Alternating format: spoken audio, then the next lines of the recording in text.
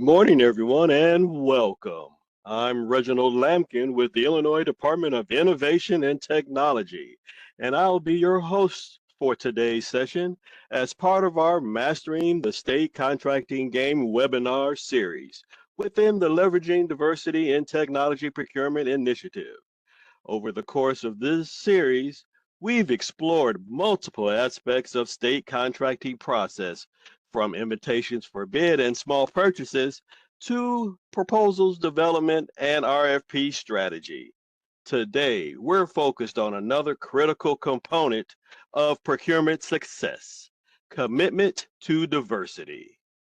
For many vendors, the commitment to diversity response can feel complex and sometimes unclear.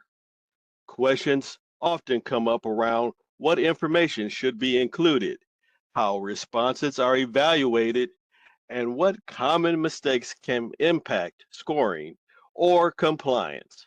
Today's session is designed to help remove some of that uncertainty.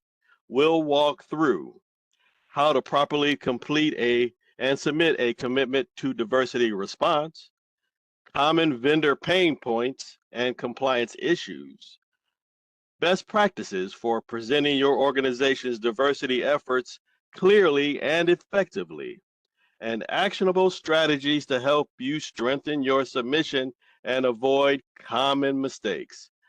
This session is especially valuable for vendors looking to better understand how diversity, equity, and inclusion efforts are incorporated into the state's procurement process and how those efforts can support stronger, more competitive proposals. Before we begin, I'm pleased to introduce today's presenters. Joining us today is Mandy Lynn and Andy Henning from the Chief Procurement Office, who will provide guidance and perspective on commitment to diversity requirements and expectations from the state's procurement side. We're excited to have both here with us today. So, Mandy and Andy, we're looking forward to your insights. Please take it away. Welcome to today's webinar on commitment to diversity. My name is Mandy Lynn, and I am the DEI Procurement Communication Coordinator for the Chief Procurement Office for General Services. Today, we will review the 6 categories of the Commitment to Diversity Evaluation Factor, including best practices, common mistakes, and important guidance on what to do and what not to do when preparing and submitting a C2D response. At the end of the presentation, we will hold a Q&A session to address any remaining questions. Now let's get started. First, let's talk about why the Commitment to Diversity Evaluation Factor is important for vendors.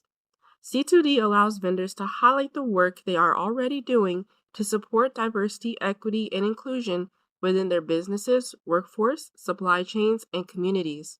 It allows vendors to earn additional evaluation points by demonstrating meaningful DEI efforts and investments. This factor also encourages partnerships with businesses owned by women, minorities, or persons with disabilities, supports economic growth within local communities, and helps create broader business opportunities for vendors that prioritize inclusive practices. At the end of the day, the Commitment to Diversity Evaluation Factor is about creating a fairer, more inclusive, and competitive procurement process while ensuring state contracting opportunities are accessible to a diverse pool of qualified vendors. First, let's take a look at the 6 commitment to diversity categories that vendors may receive points under. These categories are designed to recognize and encourage efforts related to diversity, equity, and inclusion within your organization, workforce, subcontracting practices, and community involvement. As we move through the presentation today, we will go through each category individually, discuss what qualifies, and review examples of acceptable verification documentation. First is Business Enterprise or BEP goal compliance. Second is subcontracting and contracting with any women, minority, or persons with disabilities or WMD owned businesses, not limited to BEP. Third is DEI spend. Fourth is DEI time. Fifth is DEI policies. And sixth is diversity and staffing. Here is the vendor answer sheet, which is the document that vendors will use to log and organize their commitment to diversity submission. This form should be submitted along with any supporting verification documents that support the information being claimed for points. Let's begin with Category 1, which is Business Enterprise Program or BEP Goal Compliance. This category is a pass-fail category worth a maximum of 5 points.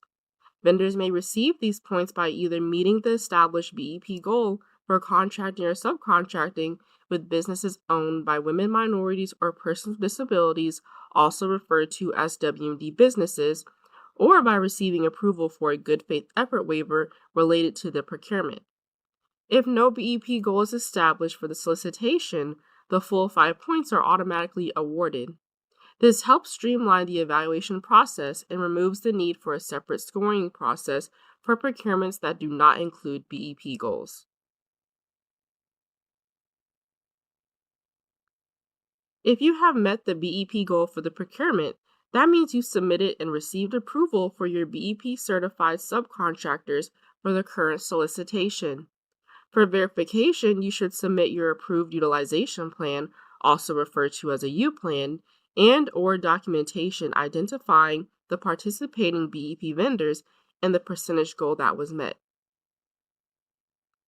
If you received approval for a good faith effort waiver for the current solicitation, you may still qualify for points within this category. For verification, you should attach a copy of the approved good faith effort waiver that was submitted and approved for that procurement.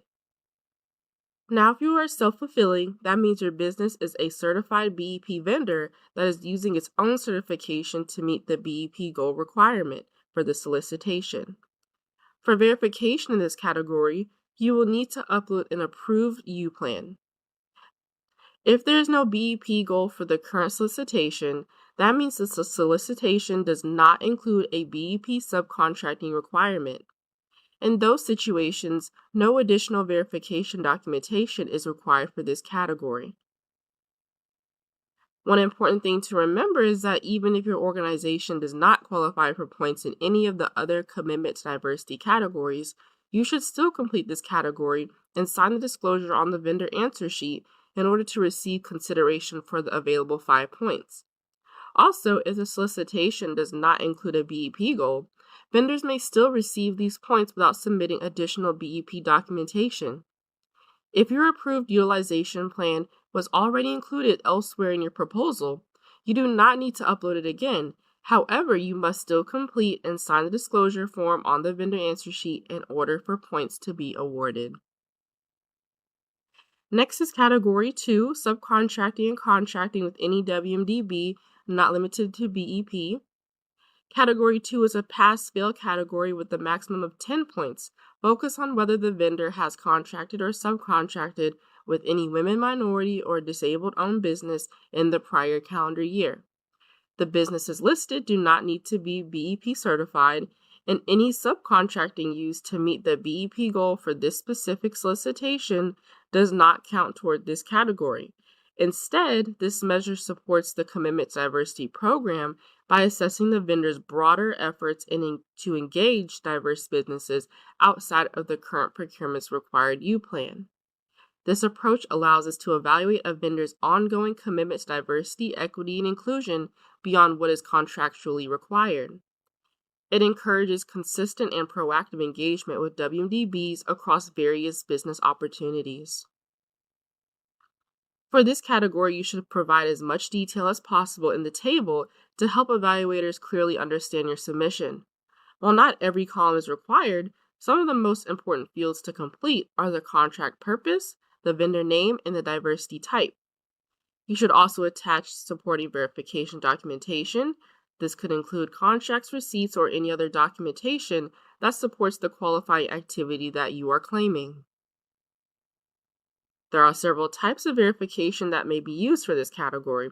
One option is receipts, and those receipts should include the transaction date and the name of the business or vendor that was contracted with. You may also submit contracts, which should include the date of the agreement and the name of the contracted business or vendor. Another option is a reference letter. This would be a letter from the contracted business or vendor describing the work that was performed and the dates the services were provided. There are also a few important tips to keep in mind for this category. First, ensure that all qualifying contract or subcontract activities occurred during the previous calendar year. That means January 1st through December 31st of the year prior to the bid publication date. You may redact sensitive or confidential information from your verification documents before submitting them. Also, if you have numerous qualifying contracts or subcontracts, you are not required to submit every single one. A single qualifying submission may still receive full points. However, submitting multiple examples may help ensure that at least one clearly qualifies under the category requirements. Next is Category 3, DEI spend with a max of 20 points. This category measures the percentage of the vendor's business, education, and/or community spending from the previous year's gross revenue that involves businesses owned by women, minorities, and/or persons with disabilities. It's important to note that the businesses involved are not required to be BEP certified. Here are a few examples of eligible activities that may apply: promoting diverse suppliers in public or private sector work, purchasing diversity and equity training programs for employees or leadership, providing equipment, supplies, or materials to WMD-owned businesses, offering low-interest loans to support WMD business growth, working with a DEI auditor or consultant to improve inclusive practices, and donating to or sponsoring scholarships specifically for WMD individuals. For DEI spend, there are several acceptable types of verification documentation. You may submit proof of transactions such as inventory lists, programs, or confirmation emails. You may also submit receipts, and those receipts should include dates and purchase details. Contracts may also be used and should include the dates of service or agreement along with descriptions of the goods or services provided. Purchase descriptions should include dates and specific details regarding the purchase or support provided. You may also include flyers or event materials. These should include the event date and materials demonstrating the DEI-related activity or sponsorship. Finally, reference letters may also be submitted. These can come from event organizers, participating organizations, or supported businesses and should describe the assistance, sponsorship, or services that were provided. A helpful thing to understand in this category is what gross revenue means. Gross revenue is the total amount of money a business earns from selling goods or services before expenses are deducted. For example, if a business earns $100,000 in gross revenue and spent $500 on a qualifying DEI training program, that would equal a 0.5% DEI spend. You should also ensure that all DEI-related spending submitted for this category occurred during the previous calendar year, meaning January 1st through December 31st of the year prior to the bid publication date. Additionally, DEI spend must directly support women, minorities, or persons with disability businesses, professionals, or DEI-related professional development. General charitable donations or community aid activities such as food drives or donations to homeless shelters would not qualify unless the activity specifically supported WMD businesses or professionals. Next is Category 4, DEI time with a max of 20 points. This category evaluates the number of hours a vendor spent in the prior year promoting DEI in the workplace, community, and educational institutions, or by supporting WMD businesses. The businesses or organizations are not required to be BEP certified. Here are some time examples. Assisted WMD businesses in obtaining equipment, supplies, materials, and services. Hosted DEI employee forums. Created and distributed materials regarding diversity and equity in your industry. Representing your industry in diversity panels and classes. Offered internship and mentorship opportunities for WMD. And volunteered at school events and activities that provided education supporting diversity and equity. For DEI time, there are several acceptable forms of verification. One option is timesheets or attendance records showing the date and time dedicated to trainings, employee resource group meetings, mentorship activities, or DEI-related event participation. You may also submit event flyers or event materials that include the event name and event date.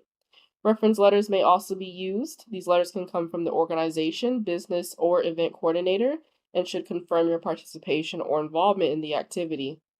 You may also submit screenshots, registration confirmations, sign-in records, event web pages, or confirmation emails showing participation details and relevant dates. There are also several important tips to remember for DEI time. DEI time must directly support WMD businesses, professionals, or DEI-related professional development.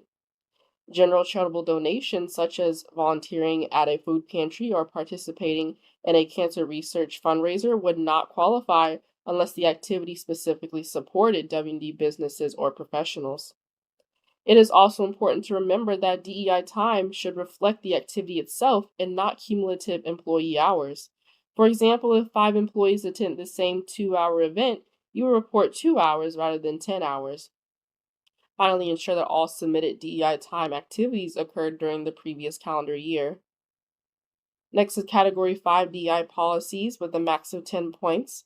This category evaluates whether a vendor has a written workforce DEI policy and provides a copy or screenshot as proof. The policy must include actionable plans rather than broad statements about DEI. For procurement evaluations, this category is scored on a pass-fail basis. Points are awarded if the policy is provided and demonstrates actionable, tangible efforts to advance DEI. Actionable policies include clear, practical measures that a company has implemented or is actively working to implement. These policies should contain specific procedures and commitments that can be observed and evaluated for their effectiveness in fostering diversity, equity, and inclusion. On this slide, we're looking at the difference between an actionable policy and an overarching concept.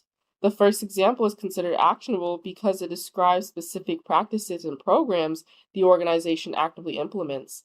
In this case, the company explains that employees are encouraged to participate in employee resource groups and are provided paid time each week to attend them. This demonstrates a measurable and intentional DEI practice.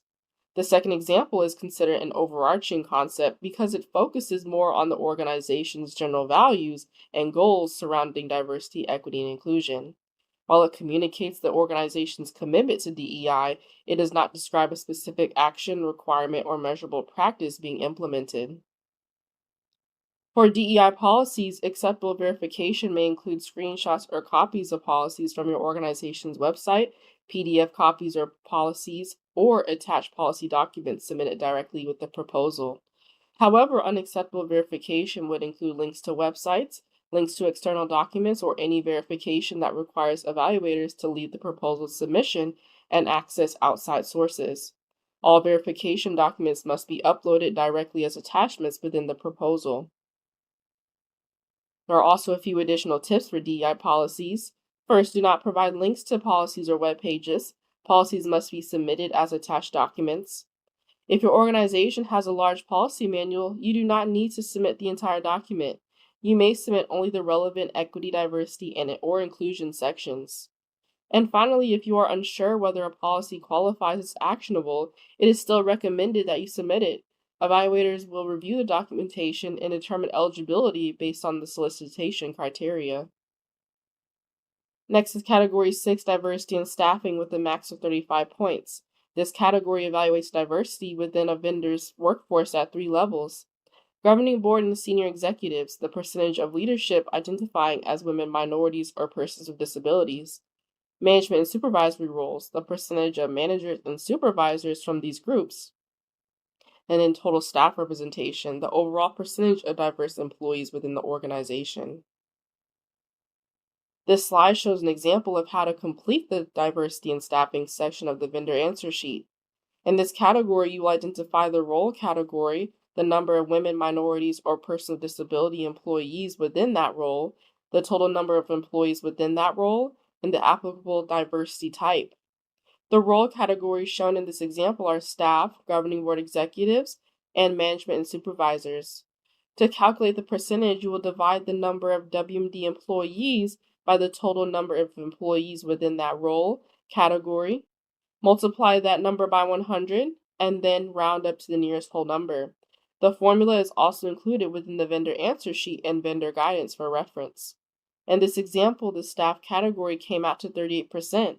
The governing board executives came out to 43%, and management and supervisors came out to 17%. For diversity in staffing, acceptable verification may include employee or staff lists, EEO forms, or workforce documentation showing employee titles, ethnicity, gender, or diversity type.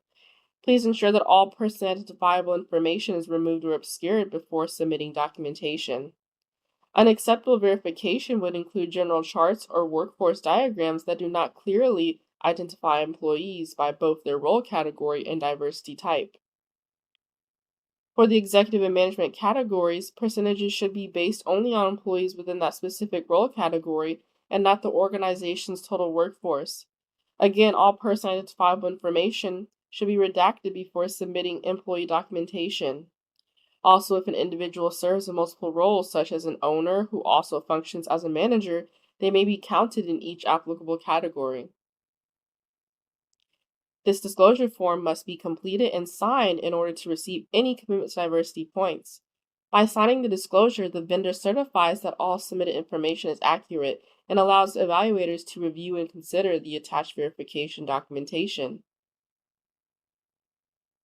This is the checklist. While the checklist is not required, it is strongly recommended to fill it out because it helps confirm that all required attachments are included and helps evaluators quickly locate supporting documentation during the review process. Before we wrap up, here are some important takeaways to remember. Submit any information that you believe may qualify, even if you are unsure. Evaluators can only consider information that is included within your submission.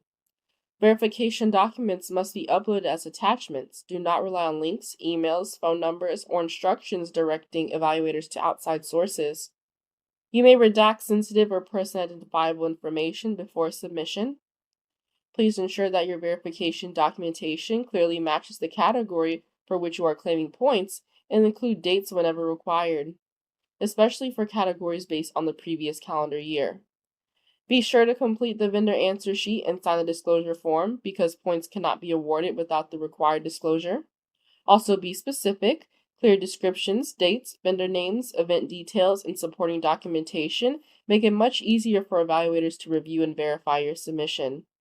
And finally, when possible, use the checklist to confirm that all required attachments are included and easy to locate. If you scan the QR code on the slide, it will directly take you to the Commitment to Diversity website where you can access additional guidance and resources.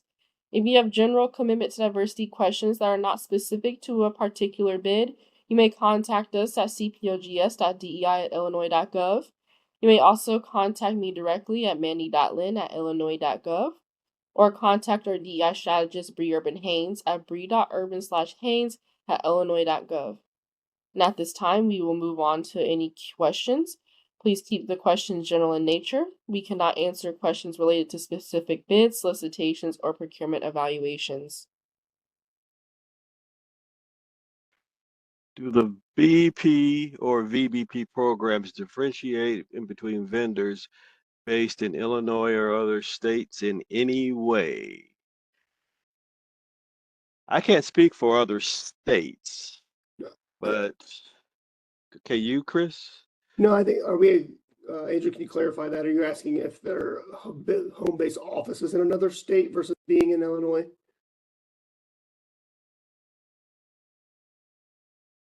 That's the way I read that were if the vendor's based out of state, does that change how we handle BEP or VBP in this state, Reggie? Well, I know veterans have to be, their offices have to be in Illinois. However, with BEP, that that requirement is not the same. Those offices could be anywhere in the United States. If that is the question, then that's the answer how I understand it. Gotcha. And then the follow-up to Andrew's question, Andrew, they must be registered with the state of Illinois. If they're registered in other states, that doesn't carry over to the state of Illinois. So you would have to get registered with the Commission on Equity and Inclusion here in Illinois under those programs. So I'm understanding that VBP must be Illinois based, but BEP can be based elsewhere. Correct. Thank you, Mandy Lynn and Andy Henning from the Chief Procurement Office for providing such valuable insight into the commitment to diversity process, and helping clarify some of the most common challenges vendors face when preparing their responses. Today's discussion reinforced an important point. A strong commitment to diversity submission is more than a compliance requirement. It is an opportunity for vendors to demonstrate their investment in diversity, equity, and inclusion, and meaningful participation in state contracting. As we conclude today's session, we also look ahead to the final installment of the Mastering the State Contracting Game series. RFP Part 4, Price Proposals, Questions, and the Post-Submission Process will take place on June 17, 2026 from 10 to 11 a.m. Central Time. In this final session, we'll focus on the financial and administrative side of proposal development, including cost and pricing proposal strategies, handling amendments and clarification questions, post-submission communication and negotiation, and how to effectively use BidBuy for monitoring updates throughout the procurement process. This session will help vendors better understand what happens after proposals are submitted and how to remain responsive and competitive through the final stages of evaluation. If you originally registered for the full webinar series, please remember to go back and register specifically for the June 17th final session, as registration is required to attend.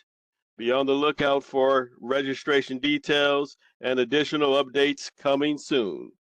I'm Reginald Lampkin, and on behalf of the Illinois Department of Innovation and Technology's Office of Supplier Diversity and the IT Procurement Office, thank you for joining us today and for your continued participation throughout this series. We look forward to seeing you for our final session on June 17th. Have a powerful and productive day. Take care, everybody. See you next month.